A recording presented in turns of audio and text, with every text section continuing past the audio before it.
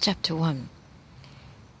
There is so much being printed at the present time regarding spiritual matters, and there is such a great awakening and seeking for the truth regarding the great teachers of the world, that I am prompted to place before you my experience with the masters of the Far East.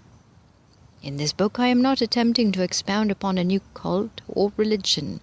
I am only giving a resume of our experience with the masters, in which I am undertaking to show the great fundamental truths of their teaching.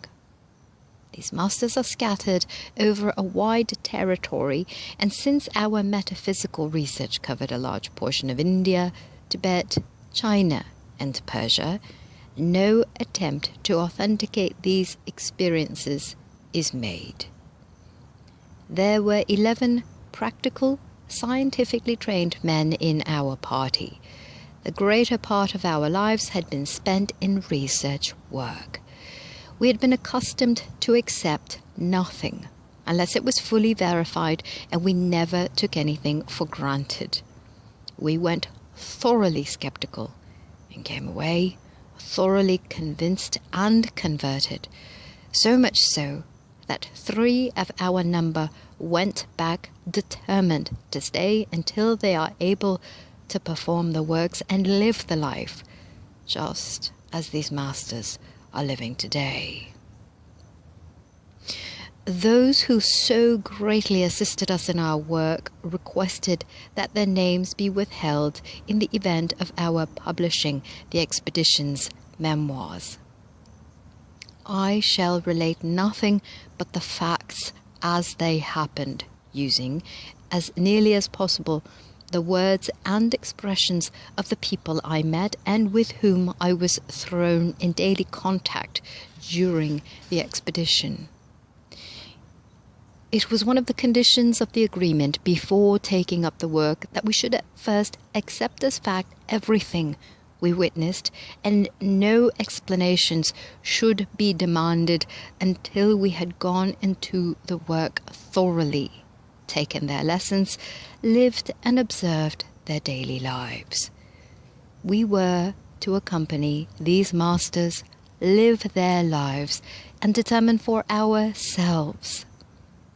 We were at liberty to be with them as much as we liked, ask any questions we wished, use our own deductions in getting results, and finally accept what we saw as fact or fake.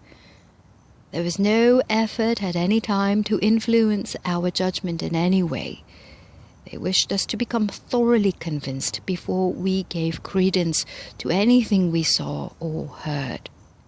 Therefore, I will place these happenings before the readers and ask them to accept or reject as they see fit. We had been in India about 2 years doing regular routine research work when I met the master known in these writings as Emil. While walking along a street in the city where we were staying, my attention was attracted to a crowd. I saw the center of interest was one of the street magicians, or fakirs, that are so common in that country.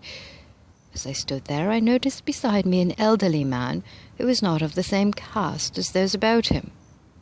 He looked at me and asked if I had been long in India. I replied, "About 2 years." He asked, "Are you English?" I answered, "American."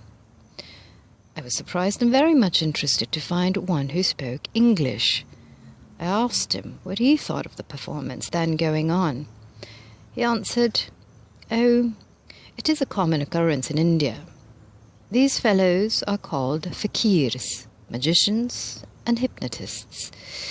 They are all the name implies. But underneath it all is a deeper spiritual meaning that few discern, and good will come of it some day.